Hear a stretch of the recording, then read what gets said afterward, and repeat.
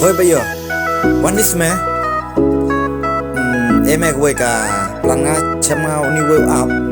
mentate damarek pisah di studio berkot jiwe ro nang melo ni berkot One is me jatu nga de kilok merok relang sme ni eka plan chunga ka woi kum no ban penujing ruai to se meda up tip me cha bang up ban lap du te bang me jing ruai nang me so ba edit te hoi mar episa le studio download ni se me ba yo chinga esap me lan ruai esap me ba to jing ruai kasap dam chi pen sap sa hi kai ngaru komplain ekam pun lam blutun ha perwai ro pen lejin mut sei ka sap ka phong baro dam chi bu sa cha kan cho dam chi blat dam ku slide record bet i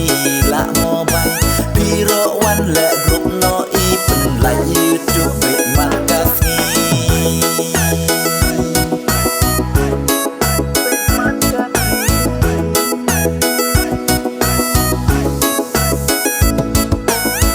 pun se me ejin tan bali ro jale teng berde social media bala YouTube ma Google ma piro jile ngap kum tu mar kwa chaneng ban ku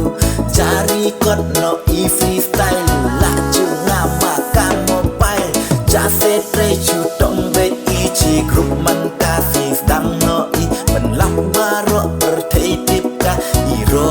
dang no menta bun ki ba kren bin ro biang be bun ba ai men sim tre be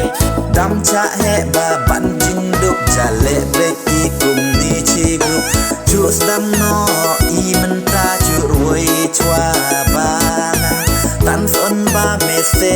ho wan lam ba me tu chan karo bun ki ba kren bin biang be bun ba ai men sim tre be just